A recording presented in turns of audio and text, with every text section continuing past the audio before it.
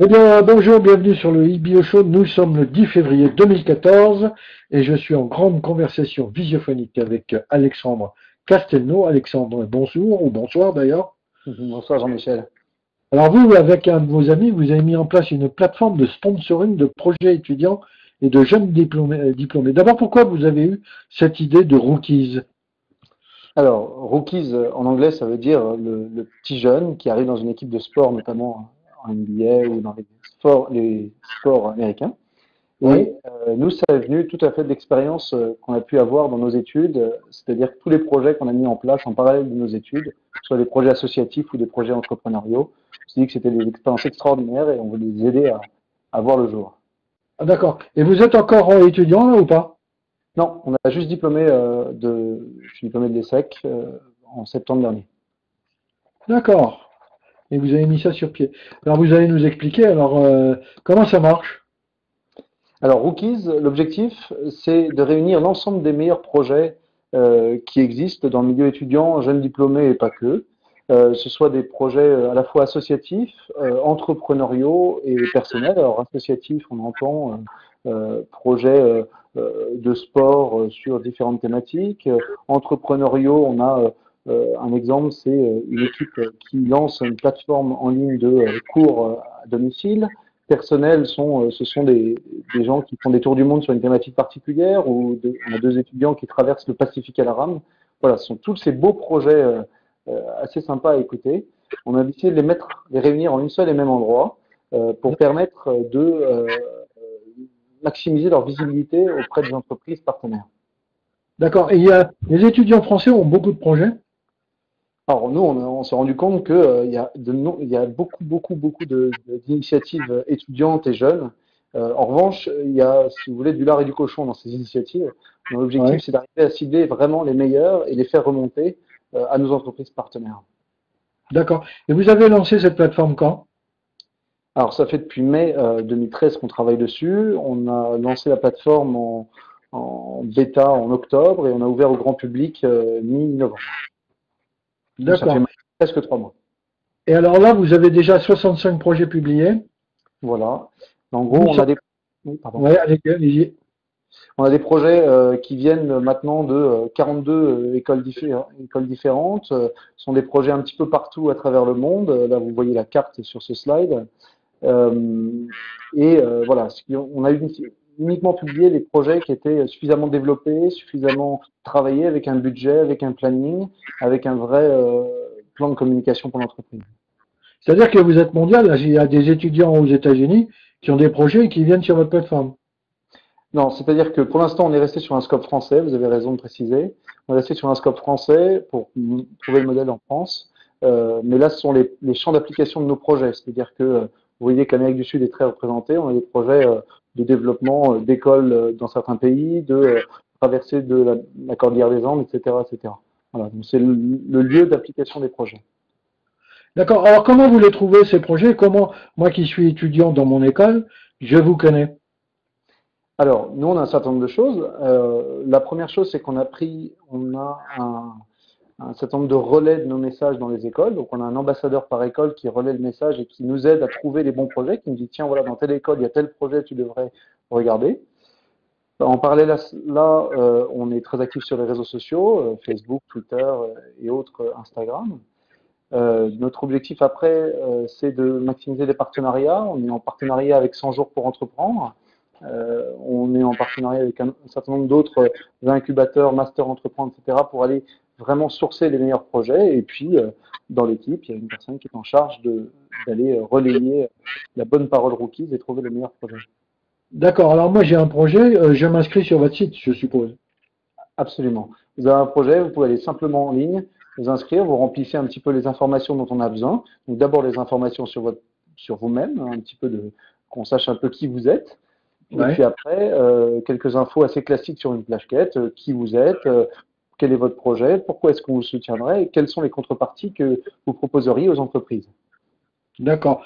Alors vous, ensuite, vous avez des accords avec des entreprises qui vont aller sponsoriser ces projets. Absolument. Nous, derrière, c'est un panel d'entreprises avec lesquelles on travaille. qui se disent, bon, voilà, nous aujourd'hui, on regarde que les projets qui sont sur les thématiques du solidaire, tous les projets qui sont sur la thématique du sportif, etc. Et on a besoin de votre aide pour cibler un petit peu les projets qui pourraient être intéressants et sur lesquels on devrait se concentrer. Donc nous, notre objectif, c'est de réunir tous ces meilleurs projets-là pour après proposer aux entreprises de les parrainer. Et alors, vous avez beaucoup d'entreprises qui, justement, veulent parrainer des projets?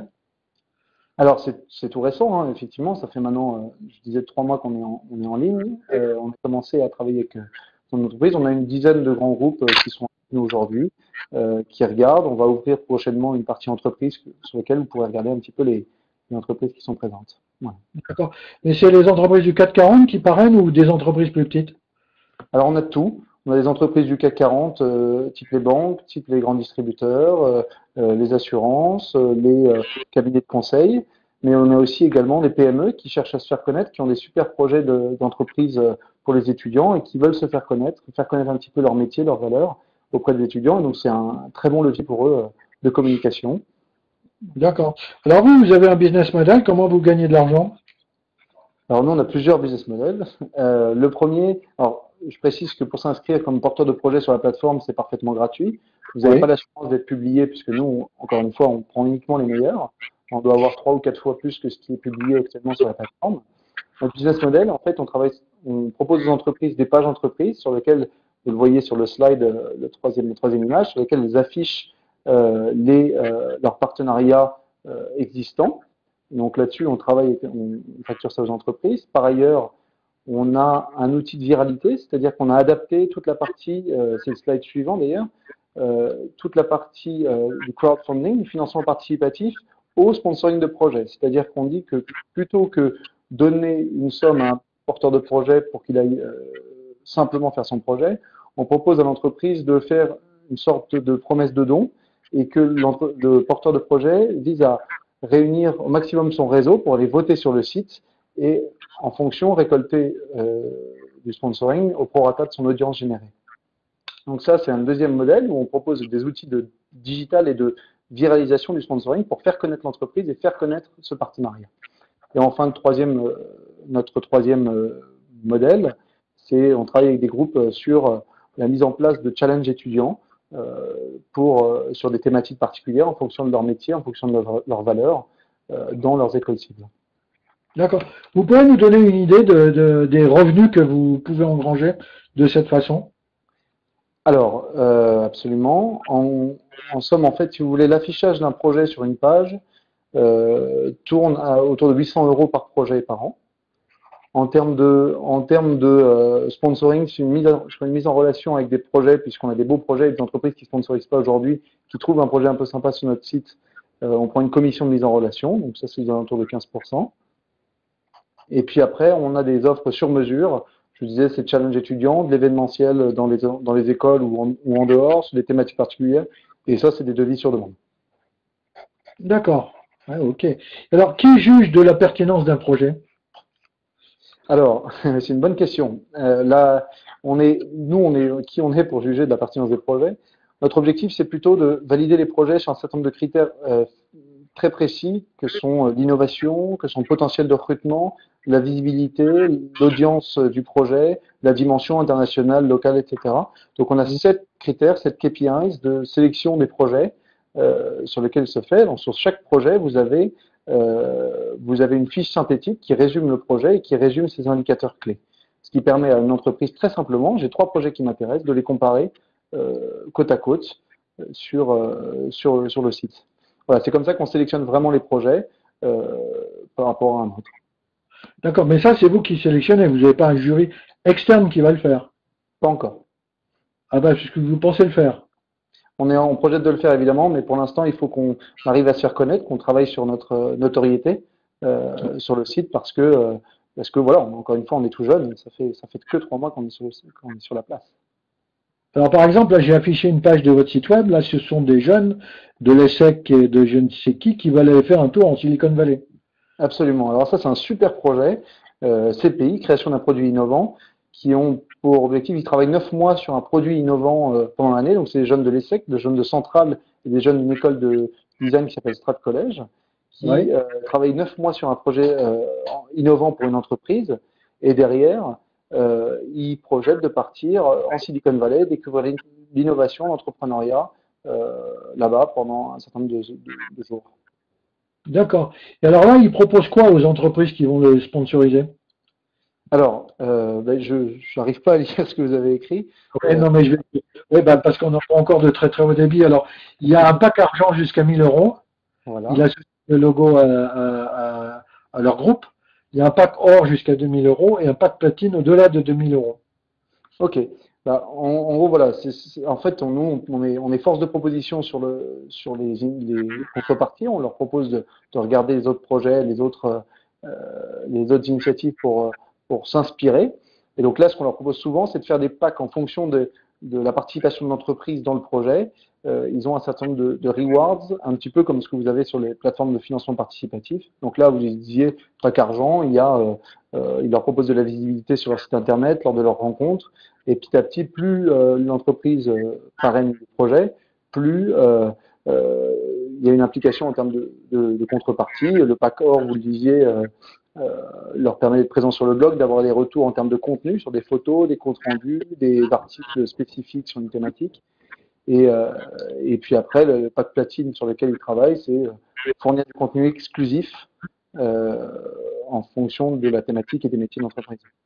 Et là, je vois, il y a un autre projet. Il y en a qui veulent écrire un roman ensemble, alors. Booking. Absol- Ouais, c'est génial ce projet. C'est des étudiants de diverses écoles de commerce. Voilà, on a l'EDENSIA, on a l'EDEC, on a l'EM, etc. L'objectif, c'est de produire un seul et même livre venant d'écoles différentes. Et ils s'associent à une association, Zubdeco, qui est une association de soutien aux élèves dans les quartiers en difficulté. Et donc voilà, tout leur projet, c'est d'arriver à réunir un certain nombre d'étudiants de partout pour pouvoir écrire un seul et même bouquin tous ensemble. Alors aujourd'hui, à l'instant T, il y a quel est le montant global de tous les projets? Quel est le montant global de l'argent sponsorisé qui est demandé? Alors, on est à un budget d'1,5 million à 2 millions demandé sur la plateforme, en total de projets. Ouais. Donc, ça commence à devenir assez conséquent. Et puis, après, par contre, les sponsorings qui sont sur le site, c'est en moyenne aux alentours de 5 000 euros. Voilà, avec un budget demandé. Voilà, on a souvent des projets qui ont déjà eu des sponsors sur le site et qui sont en recherche de compléments de sponsoring pour pouvoir développer leur projet. Alors il y a une durée d'affichage du projet sur votre site ou pas? Alors aujourd'hui, non. C'est-à-dire qu'on dit, il y a une durée de facto qui est celle du départ du projet. Ouais. Euh, Par exemple, vous voyez le Yellow Soft Marine, c'est un 4L Trophy qui part jeudi. L'objet, c'est voilà, le jour où ils partent, ils auront pas de, ils auront plus de, ils auront plus besoin de ces fonds-là. Donc nous, on les flaguera en vieux projet. Ouais, Mais d'accord. on n'a pas de date de fin. Et pourquoi on le voulait? Parce que, en fait, si vous voulez, s'il y a des super projets qui ont vu le jour, on veut pouvoir qu'ils restent visibles pour les autres. Voilà, si vous avez le projet Partage, qui est un projet d'une étudiante en médecine qui Ouais. veut introduire la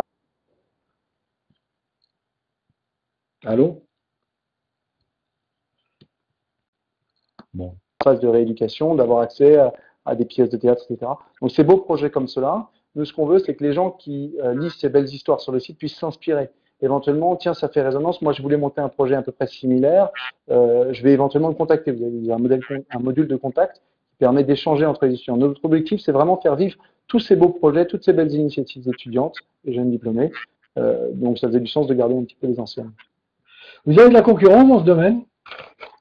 Alors aujourd'hui, nos concurrents principaux, ça va être peut-être les plateformes de crowdfunding. Ils sont là évidemment pour développer leur projet. Notre objectif, c'était de dire, bah, quand vous voulez développer votre projet, vous pouvez pas forcément, enfin, vous pouvez lever en crowdfunding jusqu'à 2000 euros, 3000 euros, qui est peut-être la somme moyenne qui est levée sur des grandes plateformes. En revanche, vous pouvez pas lever si vous avez besoin. Nous, il y a des gens qui ont un budget moyen de 50 000 euros, vous ne leverez pas tout en crowdfunding. Donc nous, sur la partie sponsoring de projet, il n'y a personne pour l'instant. C'est pour ça qu'on s'est dit, bah, il y a vraiment un besoin de réunir tous ces projets et il y a quelque chose à faire. Bon, et puis vous avez des visées internationales, je suppose? Bah, déjà, le nom est anglais, donc on a un objectif directement de voilà, prouver le modèle en France et puis à moyen terme de se développer en Europe. On a déjà des pistes de développement en Angleterre et en Suisse. Et puis après, voilà, attaquer le monde entier, comme vous le dites. Eh ben, dites donc, hein, vous n'avez pas froid aux yeux, vous. Hein. Et vous cherchez de l'argent pour vous développer ou pas? On est en train de considérer la question, mais rien de fait pour l'instant. Bon, bah écoutez, merci beaucoup pour cet éclairage tout à fait intéressant et sympathique. Bonne chance en tout cas pour la suite des événements. Est-ce que vous avez aussi dans la tête de mettre sur pied une plateforme de sponsoring pour les papilles, pour les seniors? Ce serait un super projet, hein, un super projet. Ouais. Vous voulez qu'on en discute? Ben, pourquoi pas? Après tout, il y a des seniors extrêmement actifs et qui en plus se mettent au 2.0 à tout ça et qui pourraient très bien avoir des projets, d'ailleurs dans le monde de l'Internet comme dans d'autres mondes. Hein. Il y a plein de belles choses à découvrir et ne serait-ce que, voilà, comme vous dites, les seniors qui voient ces beaux projets, qui disent, bah tiens, ce projet-là, je pourrais les aider d'une manière ou d'une autre. Là, on voudrait essayer de développer, pourquoi pas, ce genre de choses dans le futur. Bon. Et alors vous qui êtes jeune, parce que vous sortez de l'école, comment vous jugez la situation, comment dire, de l'Internet en France? La situation de l'Internet en France. Bah, je pense que c'est je pense que Du c'est une numérique en général, du numérique en général. du numérique, des nouvelles technologies. Je pense que pour des jeunes diplômés comme nous, c'est une formidable opportunité parce que ça ouvre des portes qui ont jamais, enfin, qui n'étaient pas là avant, qui permettent de changer un petit peu la donne de ce qu'on a toujours vu et ce à quoi on a grandi. On arrive à avoir des modèles qui naissent, qui n'existaient pas auparavant, et ça permet à des gens de développer des idées assez facilement, assez rapidement, et de faire vivre des beaux projets aujourd'hui. Et est-ce que vous pensez que les jeunes comme vous, il y en a de moins en moins qui veulent rentrer dans les sociétés du CAC 40? Je pense déjà que les sociétés du CAC 40 se sont pas mal adaptées. On est en train de dire que les jeunes fuient un petit peu les sociétés du CAC 40. Je pense qu'elles s'adaptent, elles font beaucoup de travaux pour vraiment s'adapter au monde d'aujourd'hui, avoir des opportunités dans le digital, etc. Donc ça, je pense que c'est un vrai trend de dire que les jeunes diplômés aujourd'hui, il y en a de plus en plus qui s'orientent vers l'entrepreneuriat, vers les nouvelles technologies, etc. Maintenant, ça ne veut pas dire que le marché des grandes entreprises les désintéresse pour autant. Plutôt au contraire, parce que justement, elles ont envie de s'adapter, elles ont besoin de s'adapter pour vivre. Donc, du coup, elles ont besoin de ces jeunes dynamiques et entreprenants pour arriver. Bon, Alexandre, en tout cas, merci beaucoup pour votre opinion, très intéressant. On va dire au revoir à tout le monde. Je vais arrêter l'enregistrement, mais nous, on reste connectés parce qu'on a des tas de trucs encore à se dire. Mesdames et messieurs, bonne journée, bonne soirée. Je vous remercie. Au revoir.